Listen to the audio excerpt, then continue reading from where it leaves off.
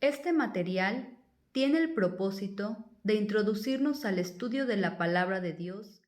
Le invitamos a congregarse con nosotros.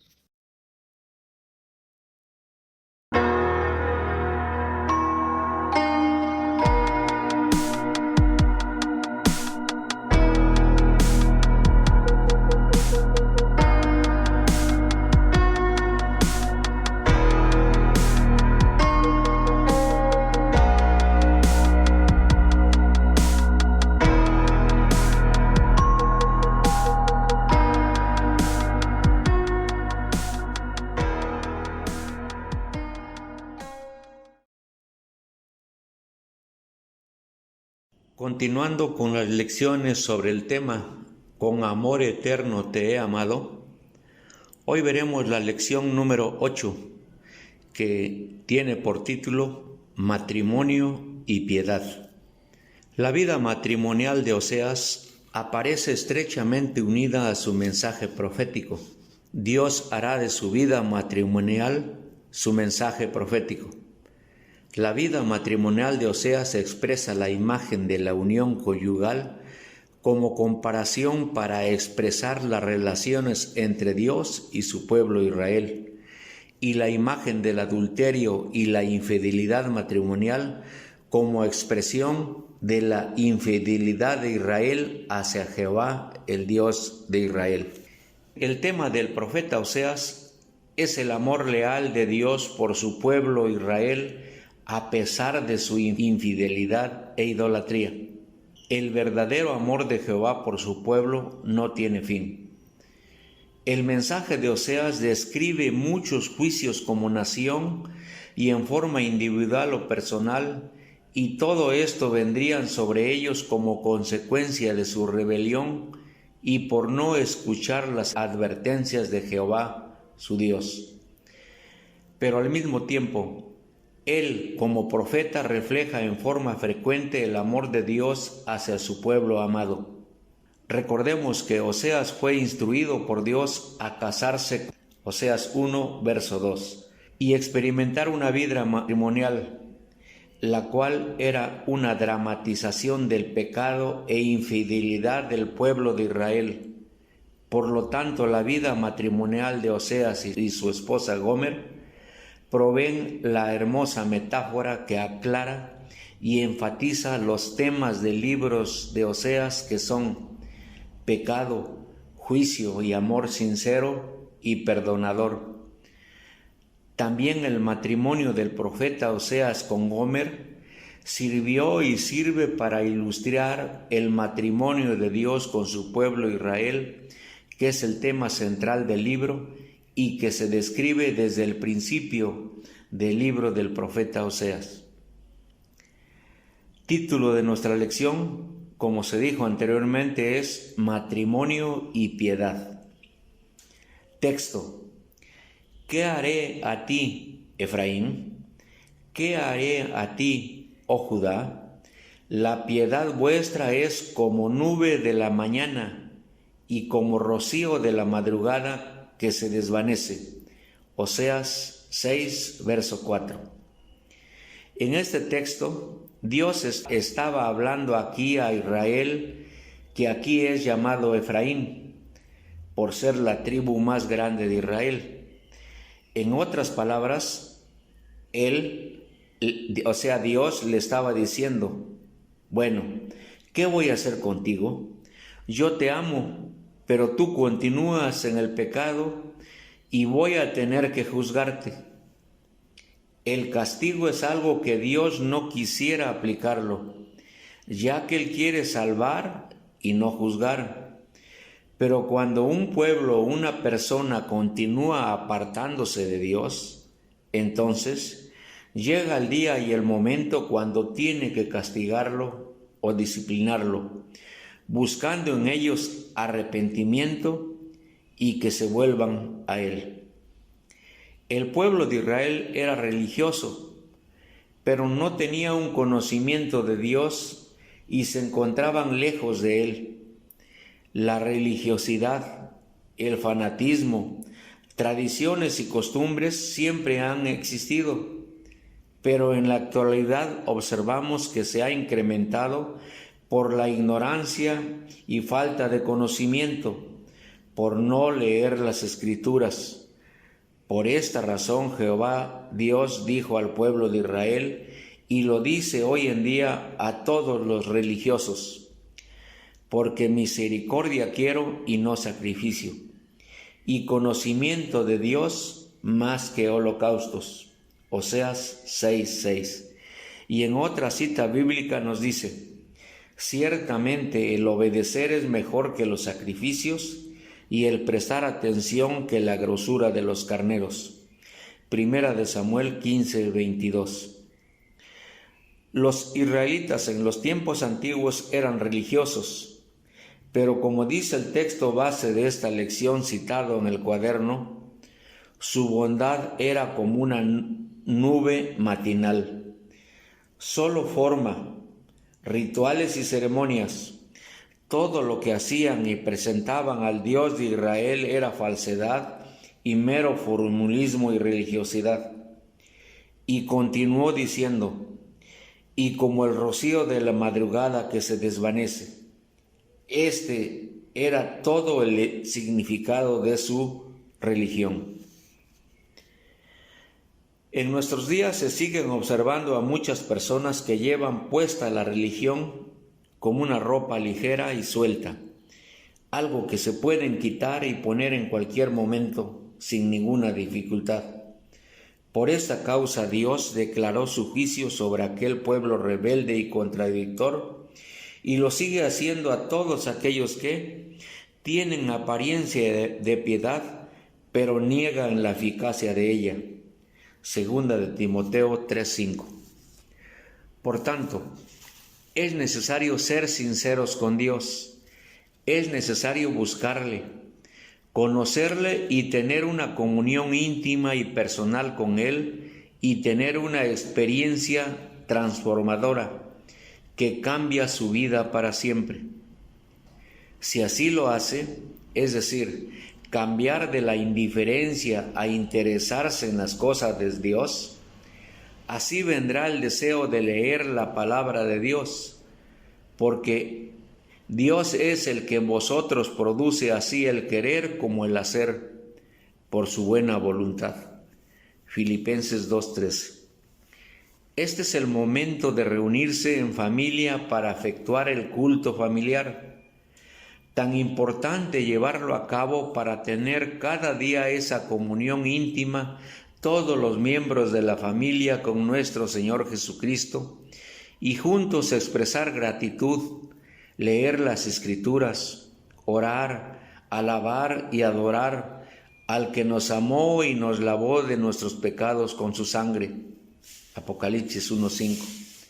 Recuerden, hermanos, que esta acción es muy importante que la lleven a cabo para que haya crecimiento espiritual en cada miembro de la familia y principalmente en los hijos, para que estos crezcan física y espiritualmente, y para que cuando sean grandes no se aparten ni olviden las sagradas Escrituras, las cuales les pueden hacer sabios para la salvación por la fe que es en Cristo Jesús. Segunda de Timoteo 3:15. Y recordar que de no hacerlo, habrá pobreza espiritual en los miembros de la familia, y además, como padres, se estará desobedeciendo la instrucción del Señor de instruir al niño en su camino. Proverbios 22:6. Por otra parte, no se olviden que un día se dará cuenta ante el juez justo de lo que se hace y dejamos de hacer con nuestros hijos y familia en general. Tengan presente que, sin la instrucción adecuada a los hijos y familiares de corta edad, estos, cuando lleguen a su adolescencia y a su juventud, se presentarán en sus vidas muchas tentaciones, muchas voces del enemigo y diversos distractores que, por no tener ni estar firmes en la fe y en la palabra de Dios, serán fácil presa del enemigo, el cual los hará olvidarse y salirse del camino.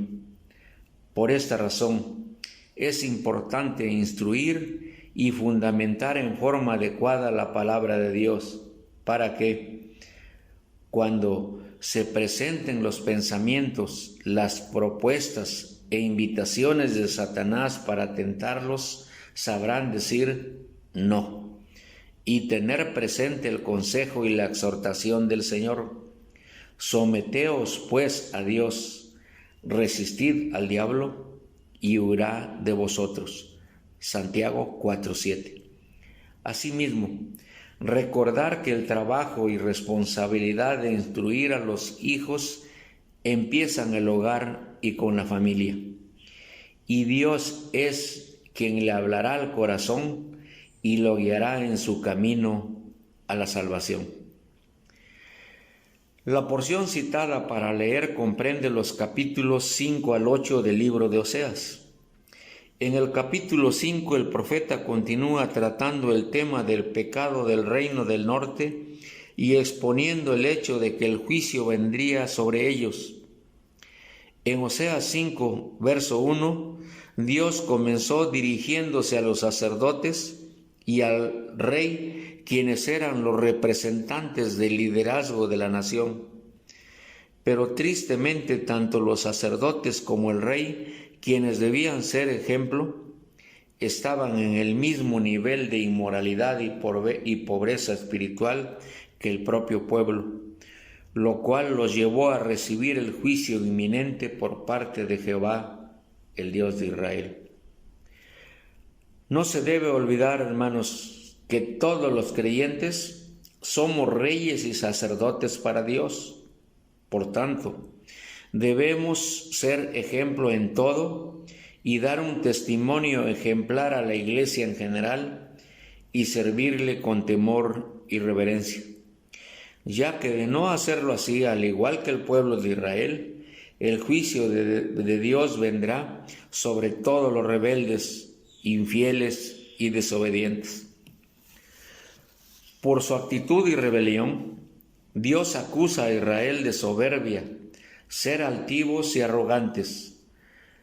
Oseas 5, verso 5.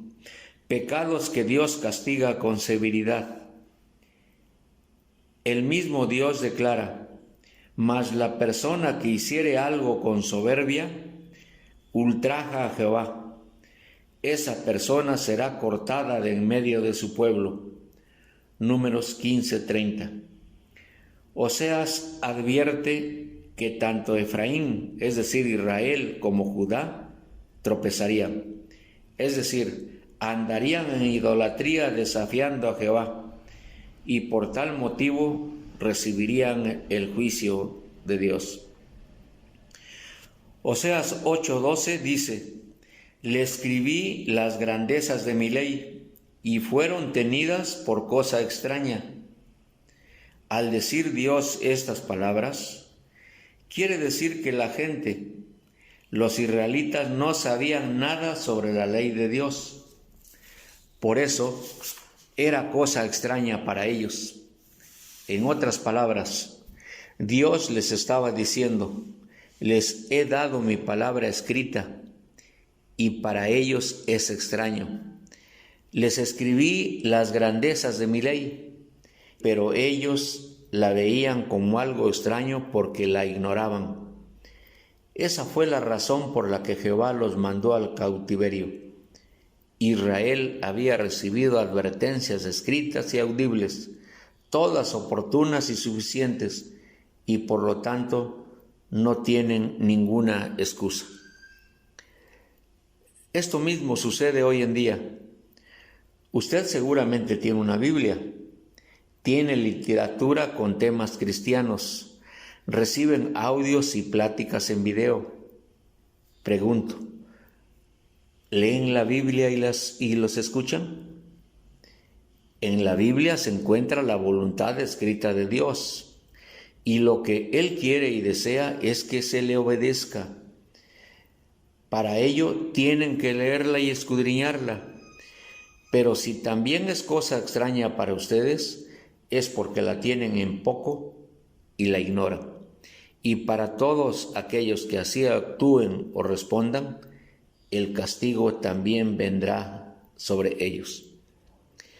Para evitar esto se debe atender el consejo.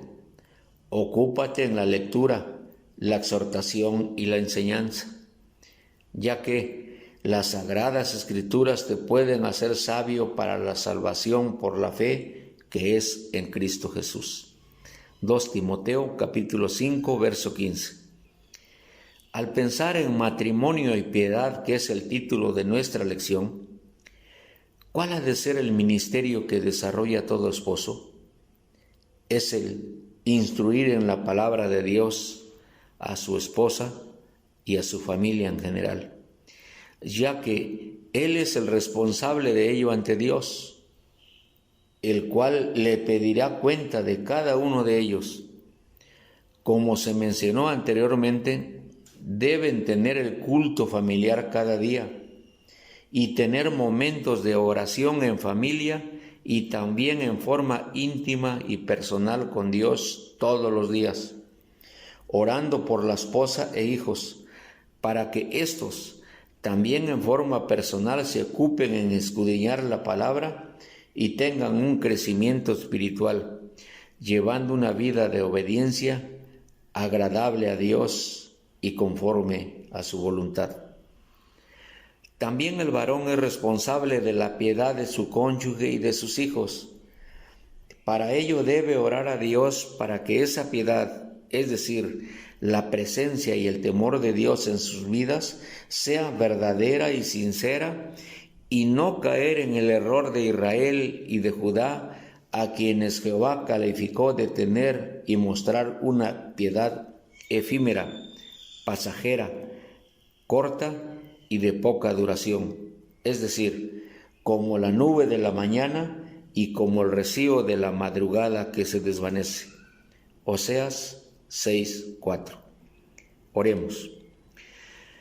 Bendito Dios y Padre Celestial, te damos muchas gracias, Padre nuestro, porque al ver esta lección a través del libro del profeta Oseas, Señor, confirmamos lo importante que es escudriñar tu palabra. La tenemos a la mano, está en nuestros hogares, pero si no la leemos es porque es como si no la tuviéramos. Y eso es una ignorancia voluntaria. Y eso se reflejará en la pobreza espiritual que hay en todos aquellos que así actúan. Bendito Dios, nosotros como varones, como padres de familia, como cabezas de hogar, tenemos esa grande responsabilidad, ese ministerio de instruir a nuestra familia, empezando ahí en el hogar, con nuestra esposa, con nuestros hijos y con la familia en general, para que ellos tengan buenos hábitos, buenas costumbres de leer cada día tu palabra. Esa es la única forma, ese es el único antídoto ante los ataques del enemigo, ante las acechanzas del diablo. Por eso, Padre Celestial, ante el compromiso que tenemos delante de ti, porque estamos conscientes que un día tú nos pedirás cuenta de lo que hemos hecho con nuestras esposas y con nuestros hijos. Señor, ayúdanos a ser piadosos, ayúdanos a practicar tu presencia en nuestras vidas y en la vida de cada uno de los miembros de nuestra familia. Danos sabiduría para hacerlo, Señor. Si no se hace en forma constante, es el momento de retomar esta hermosa instrucción que hemos recibido. Nosotros, Señor, como esposos, tenemos esa responsabilidad. Como padres, la tenemos ante nuestros hijos y la tenemos delante de ti, Padre Celestial. Es por eso que expresamos gratitud en esta hora por esta hermosa lección que hemos aprendido y deseamos aplicarlo a nuestra vida diaria. Recibe, Padre Celestial, por tanto, nuestra gratitud. Te la ofrecemos en el bendito nombre del Señor Jesucristo. Amén.